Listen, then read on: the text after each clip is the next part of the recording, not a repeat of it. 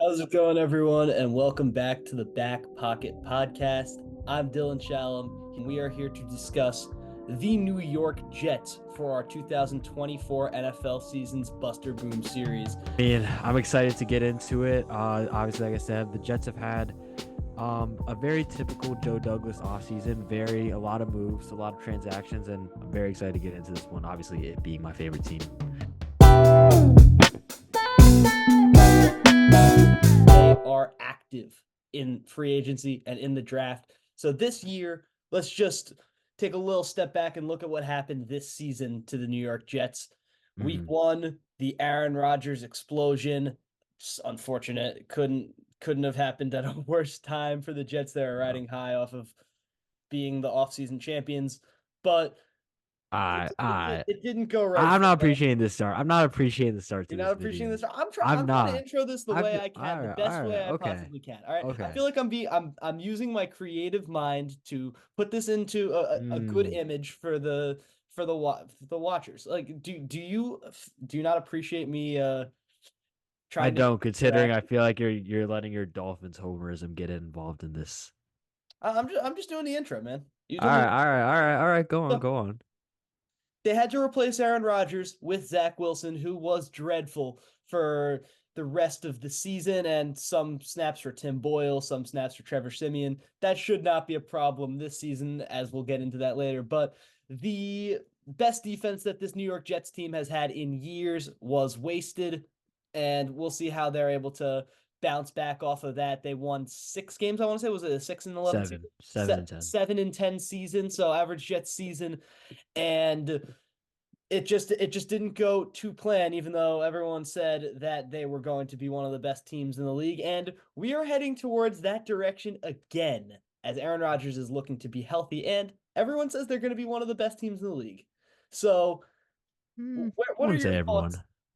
A lot of people, I mean, educated football fans have them very high Yeah. ranked with reason. I think that this team should be really good. Mhm. So let's just hear your overall thoughts right now on the roster composition. Yeah, I mean, you and I have spoken a lot about this team a lot off camera, and I'm just gonna say what I've been thinking this whole time. I have no idea what to think about this team.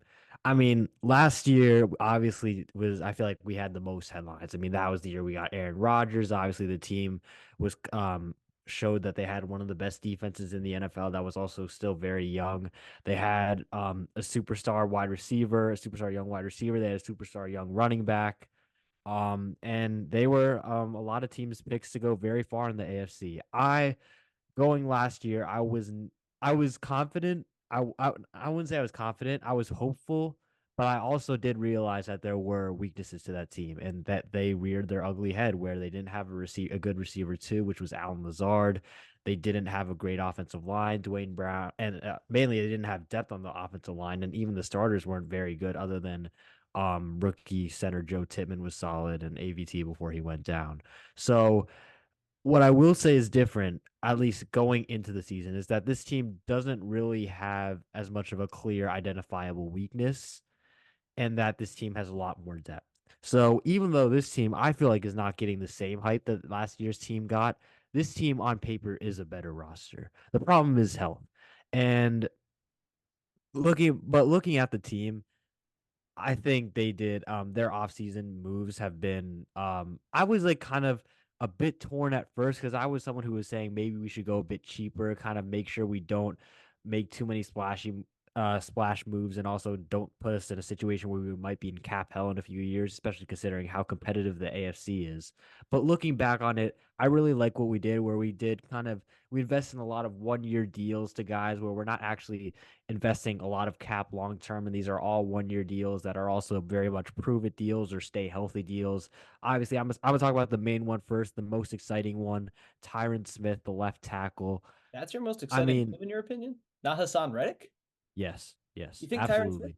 I mean, I mean, for this season, Tyron Smith, absolutely. I think he's gone for sure next year, obviously because of the draft, which we'll talk about. But I No, think this is the most exciting and the most crucial pick for when he's on the field. If he's healthy, this is the yeah, most I mean exciting. that's pretty much what I'm He just gonna is say. You guys have doubled down in this offseason on bringing in players with proven injury histories. I mean, the state of New Jersey is gonna be seeing a doubled rate of memberships to hospital for special surgery. I just I don't really see the longevity move in the Tyron Smith move or the Mike Williams move for a team that does not have a franchise quarterback for the next couple of years. Like mm, Aaron Rodgers has this year, and he could be with them in that hospital. Who knows how that science experiment worked with his Achilles? But but what I'm saying is I'm saying when he was healthy. And even though he does have a proven injury record and he's guaranteed to miss games this season, he did play what 13 games last year with the Cowboys. I want to say something like around that. it was in that spirit. He I think it played was most around of the 10. season. And when he was on the field, I would say he was the best left who was better? I he Lane didn't get Johnson first was better. Lane Johnson was better. left tackle. I was gonna say left tackle. Lane Johnson's Uh a right tackle. He was the yeah. best left tackle in Oh, football. left He tackles. erased I'd say Darisaw, but point no, no. point goes though. I like Darisol, but no. Tyron Smith flat out erased anyone he went against. And going from Dwayne Brown, Mekhi Becton, and I guess those were our two main left tackles. Maybe we saw a bit of Max Mitchell there too. Going from that to Tyron Smith is one of the biggest upgrades you could possibly to in the NFL. He's gonna no matter what edge rusher we're gonna be going as. I'm confident that Tyron's gonna is gonna lock them down. Obviously, on the other side, there's Morgan Moses, who isn't obviously the same caliber, but he's also an above average tackle. He's above average. That's doing a bit of work. If you look at all the metrics, He's an he's an upgrade. above He's an average. Yeah, upgrade. he's an upgrade, especially considering what we had. So the tackles, I'd say we have with getting Tyron and Morgan Moses, we have one of the better tackle groups in the entire league. The problem is obviously health. And what I will say is that I'm happy that the Jets did go the safe route. I'll say safe Oh, route, the even though a lot of safe. people thought wasn't a good pick. I loved the Jets taking Olu Oh, the Fashanu draft. Okay, because yeah. yeah, as I'm again, we don't really have a script for this, so we're kind of just like, I'm just gonna bounce all over the place here. But I love that pick because again, like we talked about, even if people say, "Oh, he's technically a backup," Tyron's only gonna be here 1 year. Basically, that's what it tells me.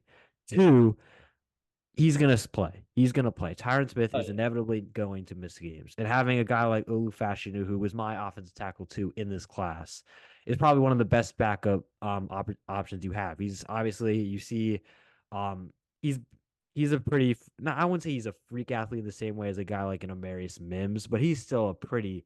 He's an athlete. He's an athlete for that position. He's got long arms, big frame, obviously, and he's a very cerebral player. So I think pass blocking wise he's going to still give us.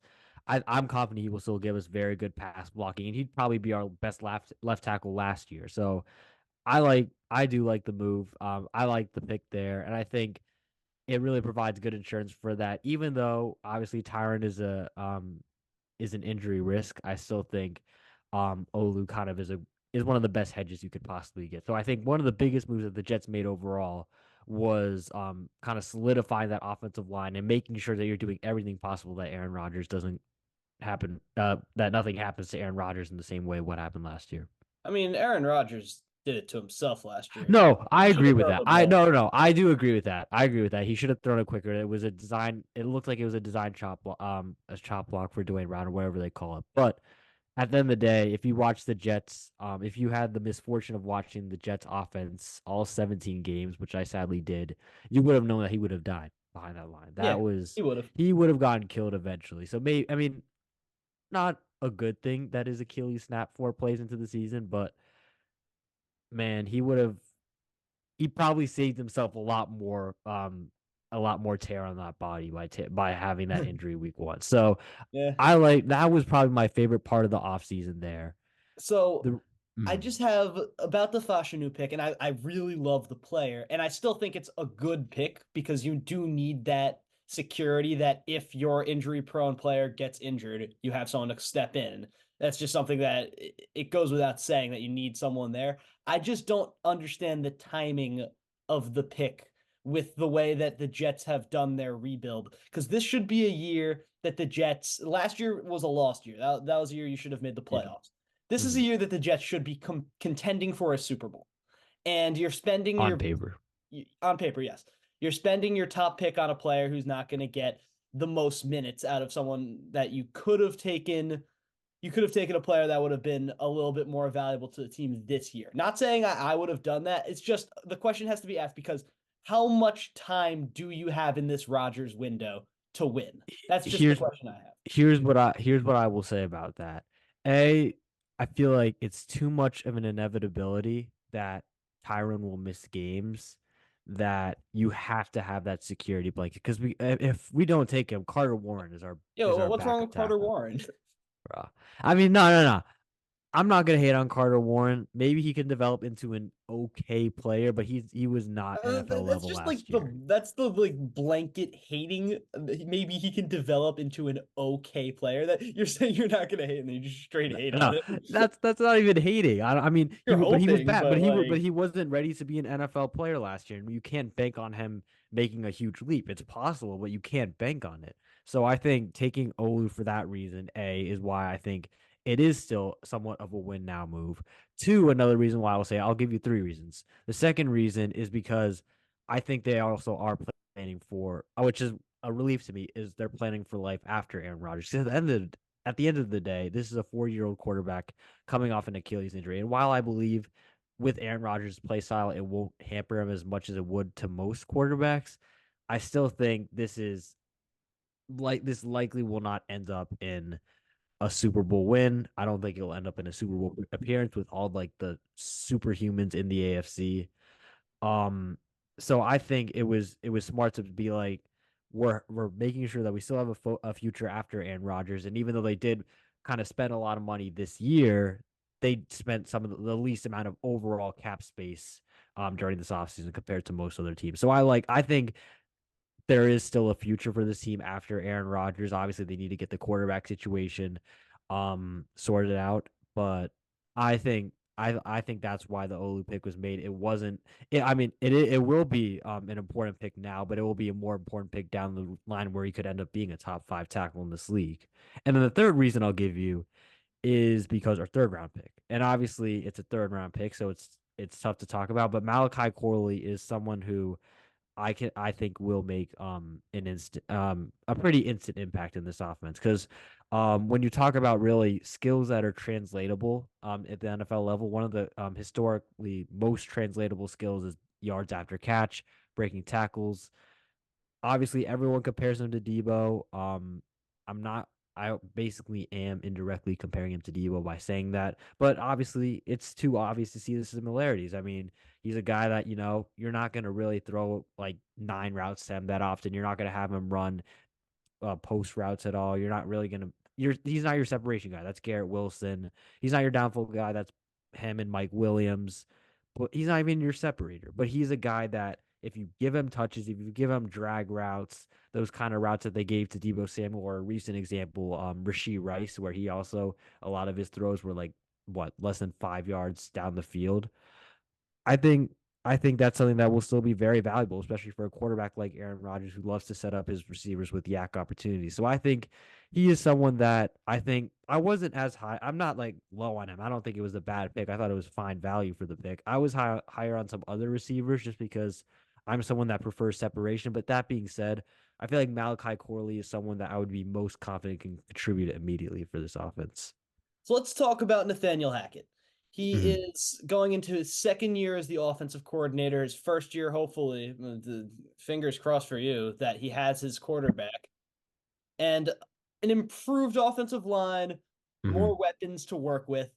But Mhm. what does Nathaniel Hackett need to do differently in order to avoid what happened last year? Because even with what he had, he did not do the right job.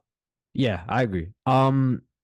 I will say is while this offense was obviously bad all year round, and it was hard to notice because obviously I don't think anyone really would follow the Jets towards the end of the season.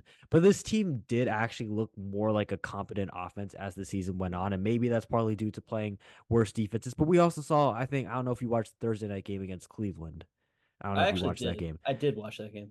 that was one of the better defenses in the league. And I wouldn't say we like lit up like we weren't like the greatest show on turf, but we looked like a competent offense. And I think that was because he didn't just try and make this offense revolve. Like obviously you have to like suit the offense for your quarterback, but he didn't make it. He didn't basically say, okay, Aaron Rodgers will figure it out. He didn't treat the offense like that in the same way he did towards the beginning of the season. I actually think he did evolve. He's still a bottom five coordinator in this league. Don't get me wrong. And I wish he wasn't our offensive coordinator. But I think he's going to have to, at the end of the day, I think he's gonna have to do things more like I know Aaron Rodgers is a quarterback that doesn't like using motion a lot. I think you're gonna have to see him evolve like kind of with the modern NFL trends, like doing things like using motion. We've got guys that like Garrett Wilson, Malachi Corley.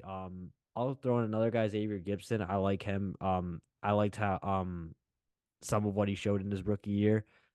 Those are guys that will do well in motion. You've got to make sure that even if Aaron Rodgers might not be accustomed to it, you're the offensive coordinator. Do your job, and I think continue to evolve. I think you got to make sure that you're keyed in on your players. I remember when he said towards the at some point during the season that he didn't anticipate Breece Hall being a great pass catcher. Like you got to know your weapons. Make sure he's like keyed in on all his guys. I hope he'll do a better job. I won't say I'm sure because he hasn't earned the benefit of the doubt, but I'm not very confident in him. I think he gave me at least a little bit more confidence towards the end of the year, but I think still it's going to have to be the talent of this offense and Aaron Rodgers kind of masking a lot of what he's done, but I still think he can do. I still think he can be better, which is based on what we saw second half of the year. So how confident are you that Aaron Rodgers is going to be able to play 17 games this year? That's a tough question because it depends on the it does depend on the health of the offensive line. Um Let's take them out of it for a second. What do you think about his recovery thing? Because I find that to be so strange, and yeah, no. it's revolutionary in a way that we've never seen a player just go outside of modern science, which has worked so well for recoveries in the past. No, I still think he's using modern science. I don't think that I mean he's proclaimed to like be against a lot of modern science things, which like I'm not going to get into that. But the Jets would not let him not use modern science. I I mean, don't he's know. probably doing some things different, but there's no way he would have been able to recover as fast as he did without modern science. So I think I mean he'll be fine for week one. I don't doubt Have that. I OTA think started yet for New York OTA started today for today? us. Yeah. Yes. So I saw him throwing. He looked fine. I think more the concern is that if he does take an injury, I feel like any injury could take him out for the season just because 4 years old. It's not just the Achilles. I just think the whole body, you've got to keep him upright. And luckily, he's one of the guys, he's really good at getting the ball out fast when he needs to. He has one of the quickest releases in the entire NFL. Um, It didn't look like it on in week one. Yeah, no, but I was just so I don't know, man. I don't know. But I'm talking about in general You know, as I a know. player, that is his game. So I feel like if his injury, it's a very concern. And I'm very concerned for how if he would be able to return for the season. I mean, we got Tyrod as a backup, which I think is a starting caliber quarterback for a few teams in this league. Not a lot of teams, but he's no for a few teams in I this would league. He's say a if I were starting to quarterback. give Tyrod Taylor a title, it would be as a backup.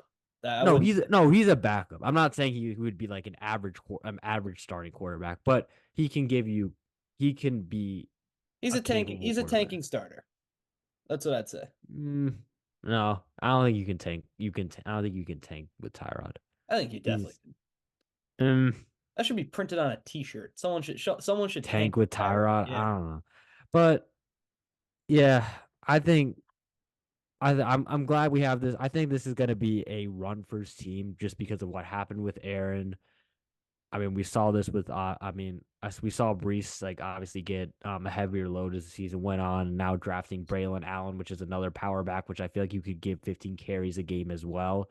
This is going to be based on run and play action, which suits Aaron, and I think it will like protect him from taking as many hits, which I think is smart. That's what I think will happen. That's what I think should happen, honestly, because I think that's um I think that plays to the strengths of the team, and I think all of our offensive linemen are strong in terms of power blocking and that kind of aspect based on what we've done this offseason. Um, so yeah, no, I think that's what I would say. That's what I would say. So scheme wise, what would you expect to see out of the run game? Would you expect to see a lot of just one-on-one matchups, winning your individuals, just kind Yeah, of what we saw I last think this is I think I saw a couple of people talk about it on like kind of a couple of Jessica talk about how this team is kind of seems to be shifting from like kind of we were more of a zone blocking team last year. We're kind of changing to a bit more power blocking now, where Tyron was one of the best power run blockers in the league. John Simpson, our new left guard, who I'm okay with. I mean, he seems like a penalty merchant, so he's going to give us like probably one or at least one, probably 1 to 2 holding calls a game, which I'm not a fan of. But he seems like when he's not holding, he seems like an above average pass blocker and meh run blocker. I mean, I mean, that's exactly what they said about Connor Williams when he came to Miami, and he did that's a really true. good job. So We'll see. But you know what? I can live with that as long as you're keeping Aaron upright. But he is another guy that is best in a power run blocking scheme. Joe Tippmann the same. Elijah Vera Tucker, pretty scheme versatile, I would say. Morgan Moses, another guy that I would say, a power run blocking team. So this is going to be about one-on-one matchups a lot of the time, which I think with this offensive line, I would be confident with. I'm interested to see what would happen when Olu is like again, very likely that he would play. Interested to see how that I don't think it would change necessarily, but I'm interested to see how he would do in that scheme. I assume they would definitely factor that in if they were taking him at pick number 11. But no, definitely it's gonna be a lot of power.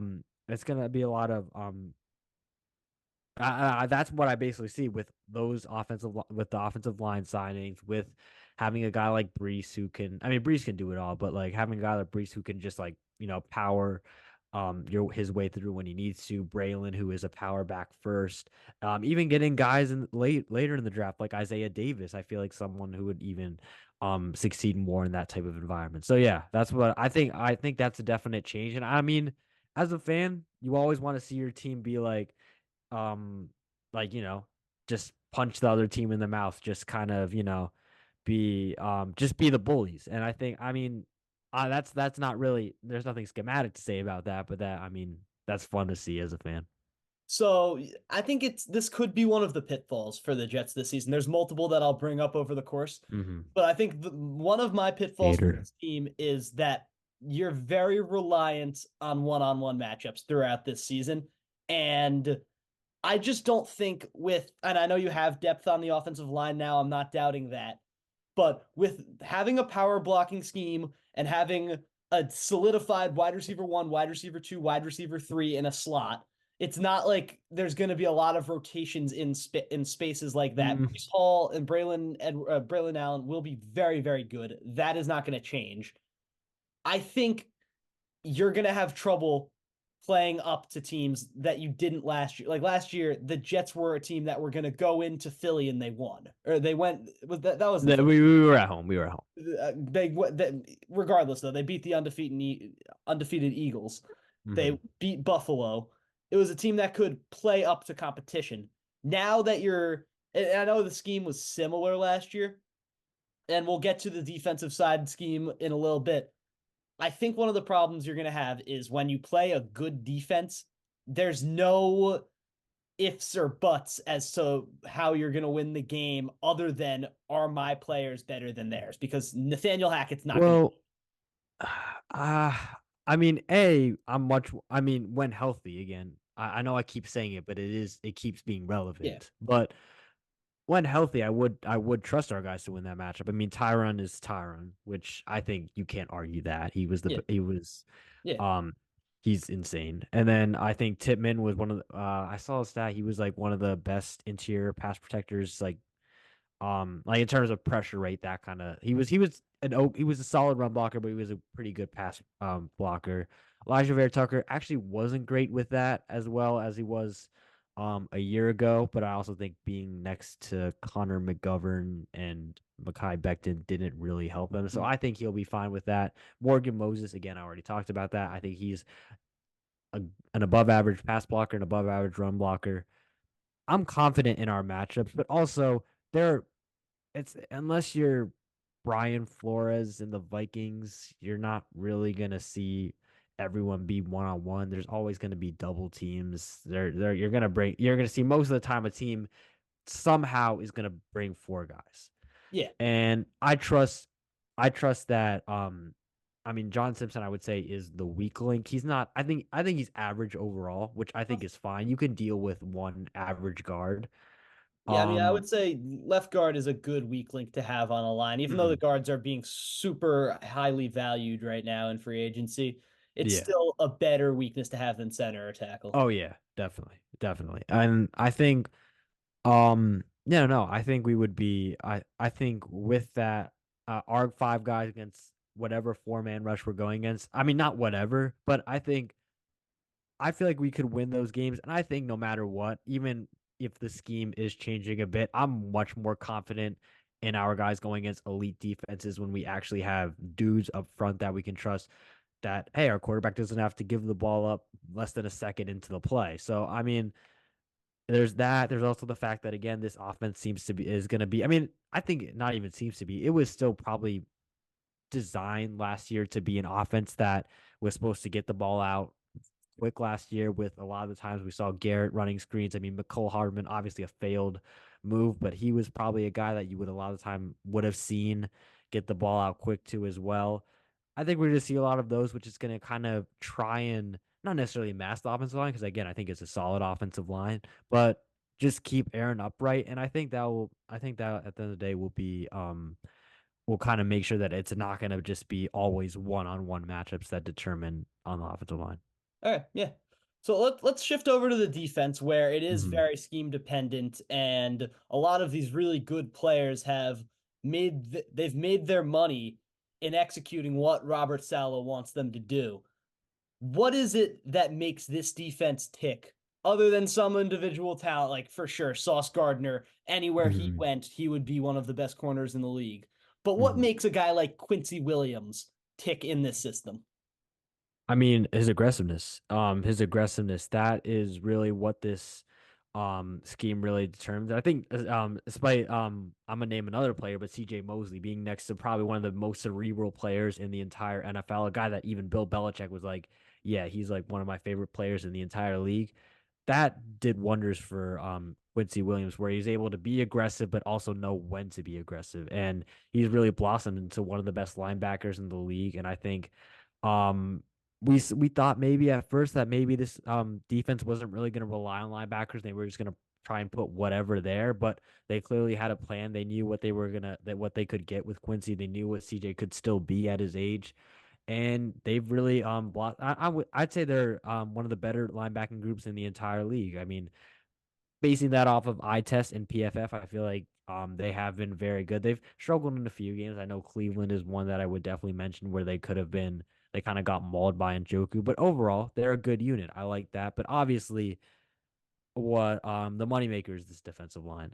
The D line, which has gone through a lot of change this year. And this is a part where I've actually expressed a little bit of concern. I talked about with you the interior, which I think has gotten a bit weaker. Not that it's weak necessarily. I mean, I don't think a group with Quinn and Williams can be a weak spot, but I think beyond that, it is a little bit concerning. Javon Kinlaw had a good playoffs with the Niners. He was fine, but I think he had a solid playoffs, and I think he could be. He could be. I don't know how trustworthy I am that he will be a good interior defensive lineman, but I think anyone playing next to Quinn Williams will play better than where they would play anywhere else, in my opinion. Reporters got Maybe. reporters have to watch out for Javon Kinlaw Oh in yeah, yeah, yeah, yeah. preseason. Don't get into a Grant Cohn situation. Don't get into that situation.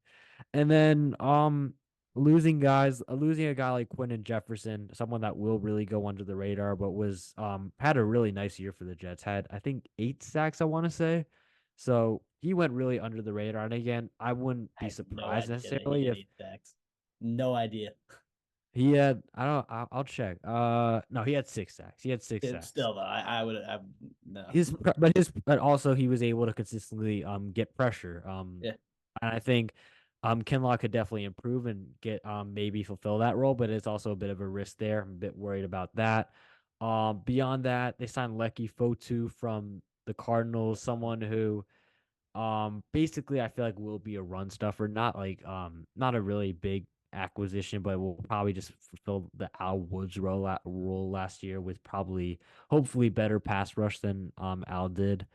Obviously we have to bring back Solomon Thomas every year, or else this isn't the Jets defense, which he's not bad. He's not terrible, but like I feel like Robert Saleh is just committed to making him work because he had to see it yeah, in San because he was the Francisco. third He was overall the pick. number He's three third pick in overall. the draft. It had to, or was I he mean, he's number like what? three? He's 29. I mean, at the worst case scenario, he's a good locker room presence. I'm not like opposed Yeah. to that.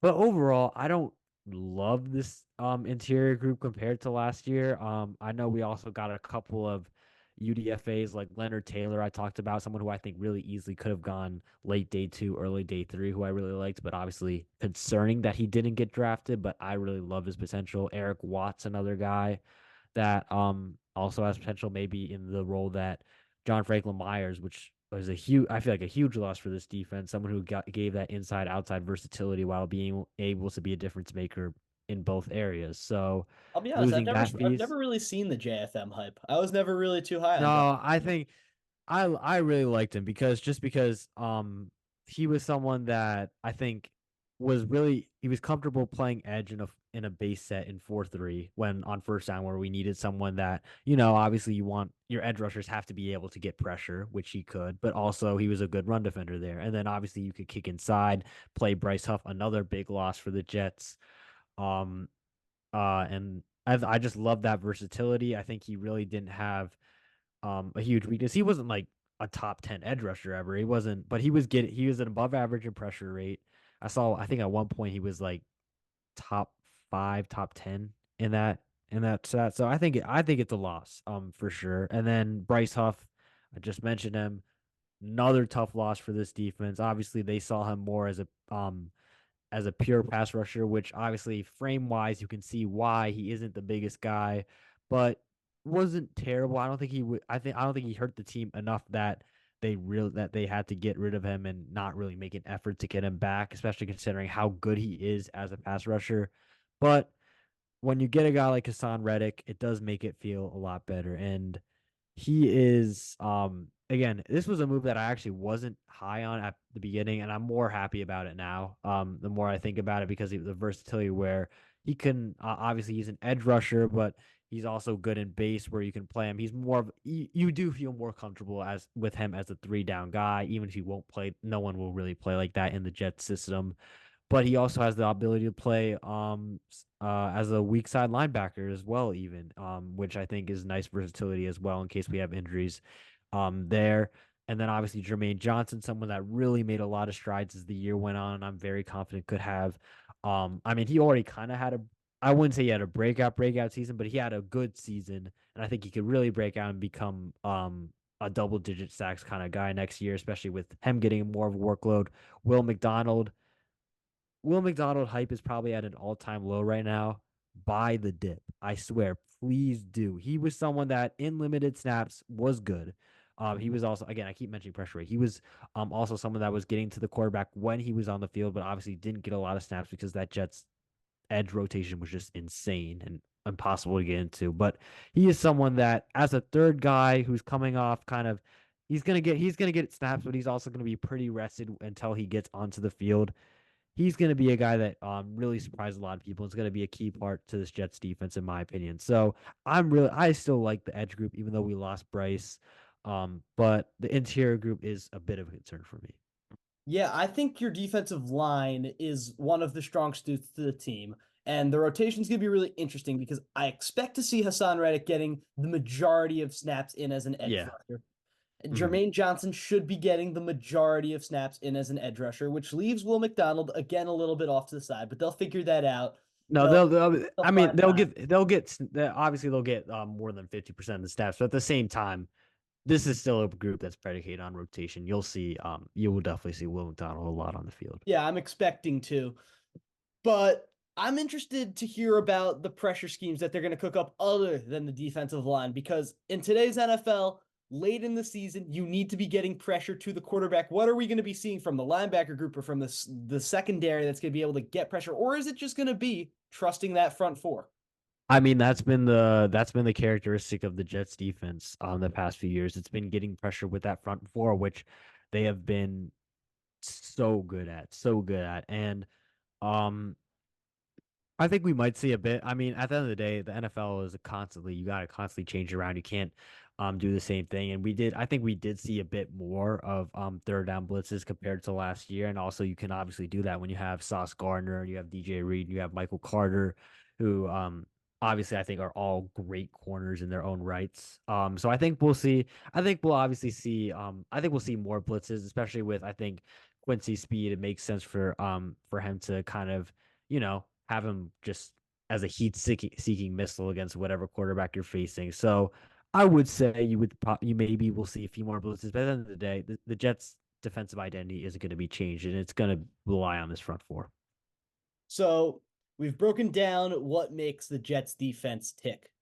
Now, this season is the make or break year for Robert Saleh. If Hmm. things do not go as planned, no matter how it goes down, he is out the door. That is a pretty universal thought process now. Diana Rossini and Zach Rosenblatt wrote an article over the Hmm. offseason explaining the dysfunction in the Jets locker It's room actually during the season, all towards the the end of it the was at season. the end of the season, all the way up to the front office in which Woody Johnson sits.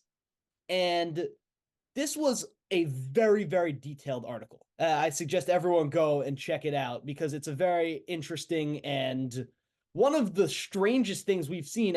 You said in season in from an NFL team. There's never been this much of an inside look at the legitimate arguments inside of a franchise. So what we saw in this article was Nathaniel Hackett was thrown under the bus by multiple position coaches. Yep. Mhm. Robert Saleh was thrown under the bus by multiple position coaches. And Woody Johnson is coming out of this looking like a fool because he has no idea what's going on in his organization. So, not to say that it's going to affect the play on the field as much this year as it definitely did last year, but this being out in the public, how much do you think is known? How much do you think is completely shoved under the rug? And how much of this dysfunction is going to ruin another season for the Jets? I mean, that's a tough question. I have no. I mean, that article was produced a lot. I don't know what 3 4 months ago, something like that. Yeah, uh, Obviously, it's hard to it was in January.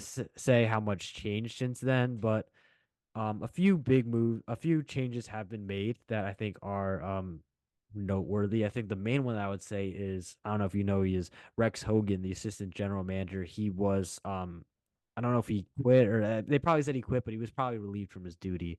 Someone that I won't say was the source, one of the sources, but it is very possible. I mean, what they say, 30 sources, something like that. Yeah, I would say there's a good chance he was possibly one of the sources.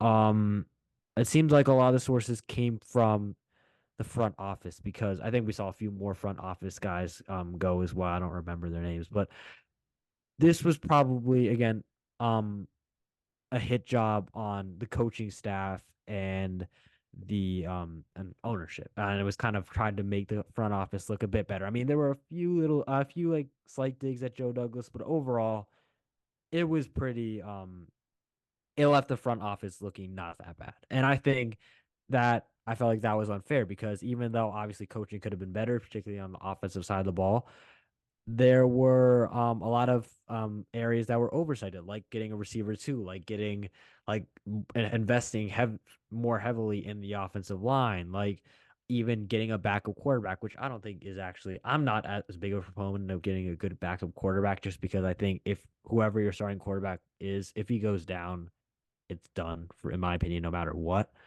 But I think there were major oversights in that team, which I think they've done a good job this year, but I'm I don't think the play on the field was because of the dysfunction in the organization. I just think the team had serious flaws and and they were exposed and then the front office tried to make themselves look a little bit better. Or some guys in the front office, Joe Douglas probably wasn't a part of that, but yeah, no, I'm not concerned about that really having an impact on the team. I mean, I'm concerned about some of the coaches, but I'm not concerned about that particularly. Yeah, it was written that Joe Douglas is not the GM. He is the assistant GM behind Aaron Aaron Rodgers Rodgers. Yep. Yep. in that article.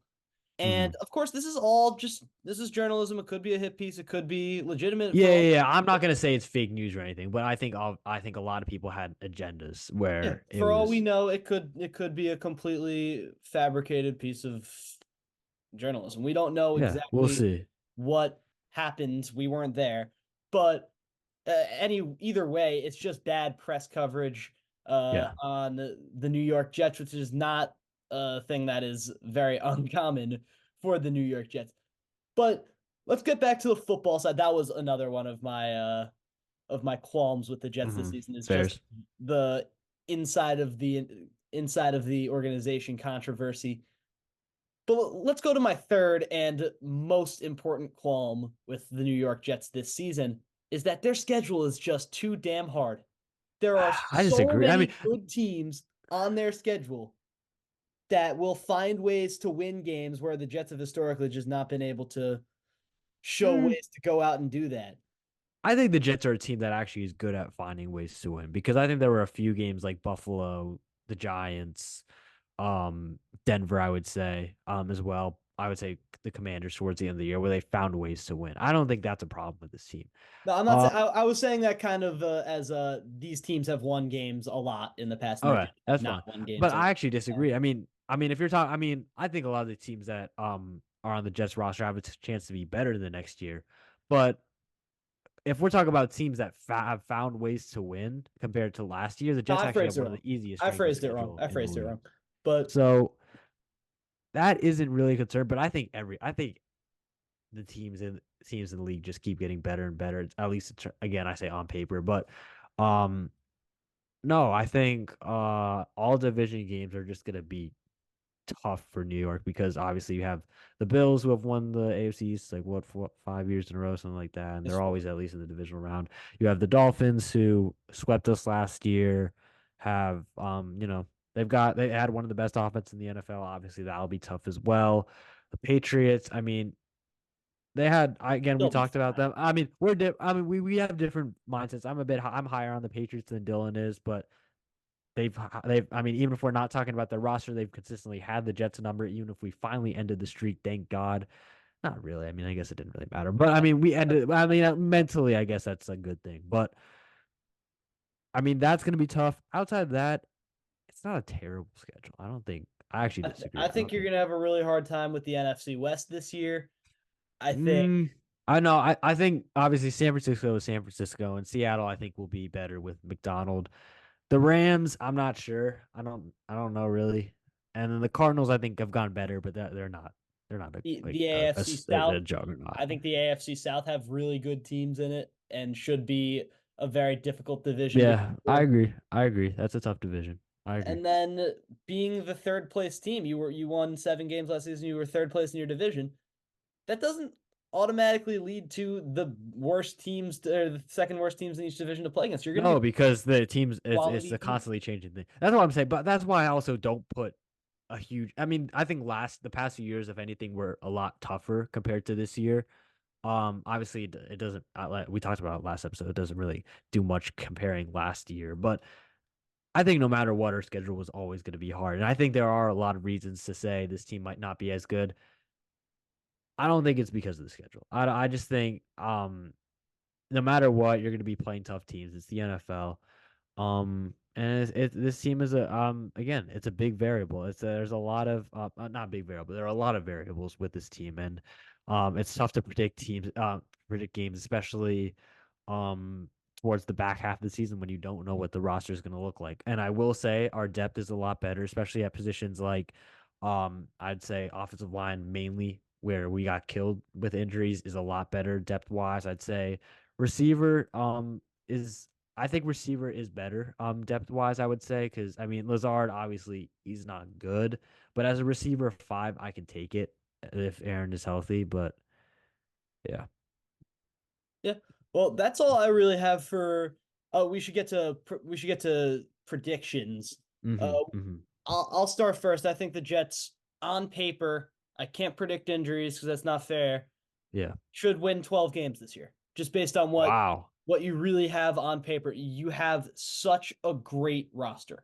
And that's what we're really looking at. I mean, if I looked at the schedule, I'll cut it down to 11. I'll cut it down to 11 because the schedule is really tough, and you're gonna go 2-4 in the division, whether that be getting exactly one way or another. You'll probably take one off Buffalo. You'll probably lose one to New England, but Mhm. yeah, I'll say 11 wins on the season for the Jets. But let's actually get to just quickly the reason why what I just said is invalid. And it's because you're the Jets. That's what I'm saying. The That's New what I'm York saying. Jets. I And just I've like kept this that's why I actually have a lower number than you. I mean, not I've really. kept That's the this only on the reason why I do have qualms about this roster. Actually, if you want to go, you can go. yeah, I've kept this to the end of the video because I wanted to have a like educated football discussion for the Mhm. majority of the video, but I just want to this is just not a smart comment, but the Jets don't win. No, The season never and goes the way that the New York Jets would like for it to go. and So I would have all fought you on that the last few years, but and it sounds like I'm just trying to be like pessimistic about my team to be pessimistic, but genuinely you can't have optimism with this team. And I'm not saying, and I think this team has done good things. I'm not going to criticize like anyone for that, but this team just feels cursed. yeah, But if I was to give an objective, like not just being pessimistic just because I'm a Jets fan and because it's the Jets, I would say 10 wins. I would say 10 wins. I think I wouldn't. I'm not going to predict specifically who we would win and lose to, but I think that's a this team crapshoot. You have no idea. Like, exactly. But I think this is a 10-win team. It's a defense that I'd say is probably maybe got a little bit worse, but I'd say it's still the same level as last year. Um, but I'd say it's still a top five defense in the league. You've got an offense that on paper should be at least a top half offense in the league. Um, I do think this. I think the problem for me is offensive coaching, which is going to lose us a few games. The variable that is Aaron Rodgers, that I don't know if he's gonna be what he's gonna be. Basically he hasn't played in 2 years. That's a variable. But excluding that, and I do think he's gonna be a good quarterback, not a great one, but he'll be a good quarterback this year. I still think this team will win. I don't think I would predict this team to win 10 games. And I know that sounds like the same, but it is different. Psychologically, I can't think that this team will win 10 games, or else I will be basically making my heart break again and again. But I would predict this team to win 10 games. yeah, I think that's a very fair and understandable prediction-ish. I know it's not exactly Yeah, what yeah, you, yeah. Mm-hmm. but it's not going to happen. You're going to go 6-10, All 6-11, right, and you're all going to be right, depressed at the all end right, of the all season. right. That's just how the Dolphins still haven't won a playoff game in 23 years. So yeah, yeah. I would let's play rather our down a little season. bit. You're not you You'd may be a rather our little season. less poverty than us, but you're still poverty. You'd rather our seasons than yours. You know it. But Who's gonna be paid but 60 million a year? we'll God really did. we'll get to the Miami episode very, very soon. Mm, The Jets are poverty. This was the Back Pocket Podcast. I'm Dylan mm. Shallum here with Great Sir Andy Dolly. objectivity. What was that? Great objectivity. Yeah, of course. It's Mm, what we mm, provide here. No one's a fan of exactly. anyone. Exactly. We're here for the betterment of the sports media The world sport. and the Exactly. betterment Exactly. of exposing We're all of our saving fans. sports media. Yeah, absolutely. The Jets suck. And Thanks. that's it. So thank you for watching, and we'll be back soon.